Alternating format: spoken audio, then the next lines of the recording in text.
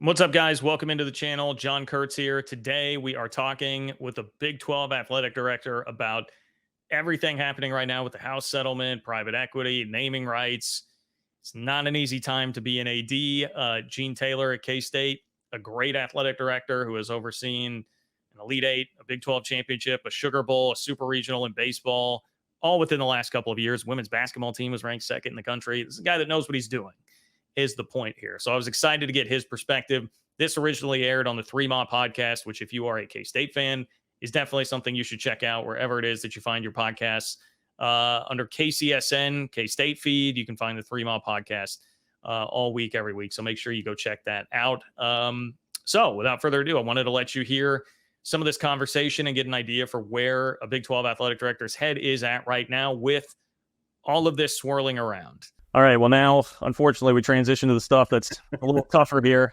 You mentioned the House settlement, House versus NCAA. I mean, for those who aren't quite as familiar here, obviously that's the big case over NIL, class action lawsuit. A part of that's going to be basically NIL back pay, but the part that everyone's focused on now is huge part of the agreement would be revenue sharing moving forward with the student athletes, which is going to be, it sounds like reports now, around $22 million, at least to start, that would have to be shared if you want to go all the way up to that, which basically that'll kind of be like your ticket to get in if you want to play with the big boys in college athletics anymore, will be to pay $22 million back to the student athletes. Yes, I know a ton has happened with that, and I'm sure there are a ton of ways this could go, but what does it mean for K-State that you have that now and you have this sitting in front of Big 12 schools? We're looking at quite a gap between them and the Big 10 and the SEC, and now you have to foot the bill for that moving forward pretty quickly here too. Like this will come up pretty fast. The challenge right now for all of us, and again, I mentioned we were at our national convention, and many of us, there were panels about it, and the ADs on panels. I was on a panel. Then after the panels, you're sitting around whether one-on-one with a colleague, or matter of fact, the one day we were in a group and there was about 8 or 9 athletic directors at the Power 4 level just end up sitting at the table and just, talking about this, right? And there are so many questions that we just don't have answers for, that I won't say it's frustrating, but it's coming at us pretty quickly. And when we ask the questions, and we've been on multiple calls with multiple attorneys, and I'm on a little small committee right now at the Big 12 to just kind of go through the settlement and say, okay, what does this mean? What does that mean? Is this a conference-wide decision? Is it an institutional decision? What can and what can't we do? And there are so many unanswered questions other than, there's a number out there of 20 to 22 million. Okay, what's that number based on? We kind of have a general sense of, what dollars that's going to, but how did they come up with that dollar? Understanding is it's based on the average Power 5 gross revenues. Everybody counts their revenues differently. If you look at the AD report, which is an annual report we have to give the NCAA, everybody counts their revenues very differently. So we're trying to get a handle on all that. The biggest question is, do we share it equitably amongst our athletes and conform with Title IX? Or is it a true revenue share? And the sports that make most of the revenue, which would be football and basketballs, get a majority of the revenue share.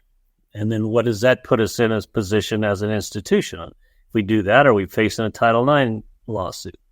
If we go to the equal share or revenue, if we do it equitably, then are we facing some other kind of lawsuit from some of the athletes that generate a majority of the revenue? And we don't have answers for that right now. We kind of know a number that we're working towards and figuring out how we're going to get there. We obviously have the NIL. We know that's in today's NIL world really can't be the same based on the settlement language. From our understanding is individual donors cannot give to a third party for pay for play. You can still have a corporate true NIL deal, and that's still allowable. But will the collectives be able to maintain, and can we continue to ask the donors to give to a collective and to give to athletics to help support the revenue sharing? I don't think we can. So those are things we're still working through. We're going to sit down this summer here and just brainstorm of ways to generate more revenue. There's this equity funding that people talk about across the country. There's beginning to be a very new phenomenon, at least at the collegiate level.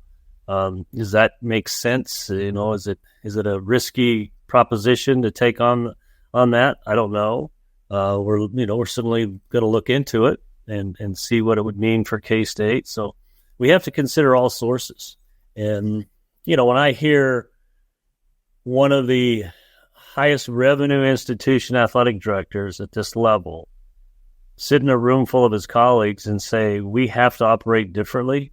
We have to consider tearing sports. We have to consider university assistants, that they've never had those conversations. Then you sit back and go, okay, wow, this just isn't a K-State issue. It's across the country issue because, not to get too long-winded, but we all freaked out when we were going to have cost of attendance. Oh my goodness, we're not going to afford that. And then we had the Alston case. Oh my goodness, we're not going to be able to afford that. Then we said, oh, we can feed it whenever. Oh my goodness, we can't afford that. Well, those costs were like $1 million, a couple $1 million. Again, that's a lot of money. Don't get me wrong. But at this amount of revenue, we've found a way to figure it out, right? All of a sudden, you plop 20 or 22 million on any budget that's basically paying for everything that comes in is going out. That's a big number, no matter what school you are. And so trying to figure that out is where we are. But right now, there are so many unanswered questions that we're just still working through it. But, for us, we have to comply. We're part of the lawsuit. If we don't comply, then we're obviously going to be in big trouble. But what level do we have an option to not go to 22%, of the revenue? Well, if we don't, is that going to be a recruiting disadvantage? All of those things are, still part of the conversation right now.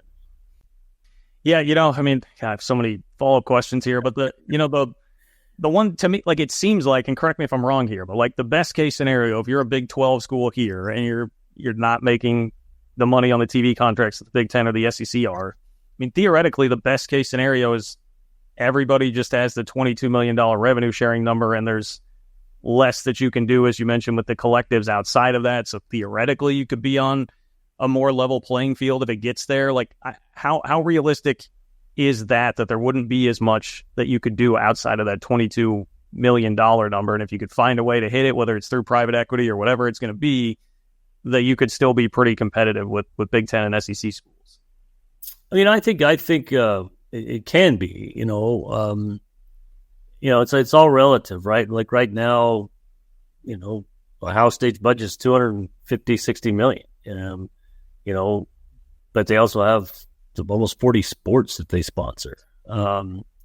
Texas's budget's well over $200 million. Well, we've been competitive with them for a long time, but we all have to add this $20 million. Let's just use $20 million. We all have to add that, right?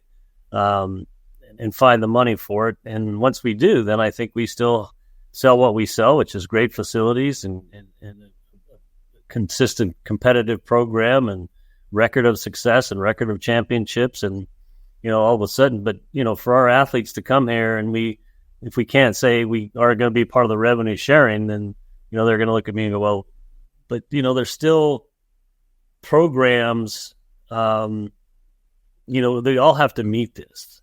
And so I think we'll figure a way out of it. It's going to be a bigger challenge than we've ever faced before. And I think when I sit in the room with some really, really smart athletic directors and they are saying the same thing, it's a pretty consistent conversation across the country. Well, it seems to me like from the reports that we saw with what Ray Yormark is putting in front of you guys, whether it is private equity or private capital, whatever you want to call it. I know some people will dispute which one that should be talked about, but if you missed the reports last week, they were out there that Big 12 would consider giving up 15 to 20% of the conference for $800 million to $1 billion in terms of just cash coming in from the private equity source, CVC, the company there, and then also the naming rights deal where you could get $30 to $50 million per year. It seems like the attitude is we're not going to back down. We're not going to just bow down and become like a minor league to the SEC and the Big Ten right now. Is that a fair assessment of where you feel like people are at in the league right now?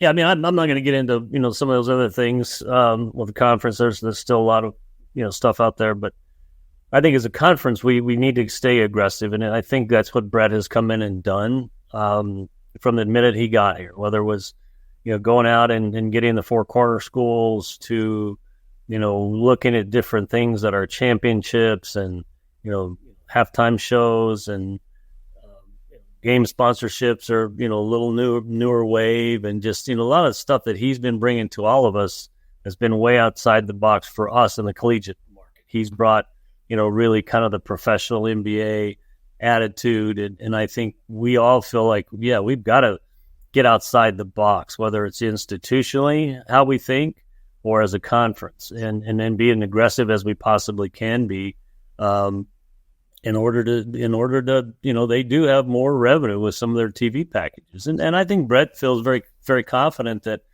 with the addition of where we are with the 16 schools, that, yeah, right now our TV deal is what it is, but he feels that the upside of our next deal could be much bigger, and he believes in that, and he's kind of buying into that, and I think the people he talks to in the industry truly believe that as well. So, yeah, I think we all have to really be aggressive and stay. The relevance the right word. I don't know if relevance the right word, because I think as a conference we're very relevant, particularly in some of our sports.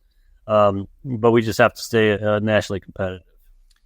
So this is another technical question that maybe is impossible to answer right now, but how does the role of Wildcat NIL change then in this new future, and where things will be going with revenue sharing? Fair question. And it's something that we don't know yet. We actually are going to meet with them here and continue to look at that and see what that role is.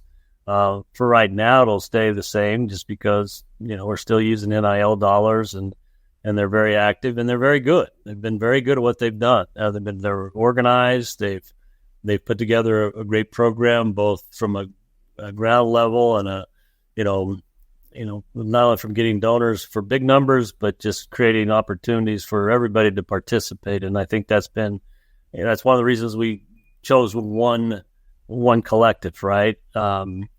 So I think we just have to figure that out and figure out what role they will play, and it's something we'll continue to talk with them about.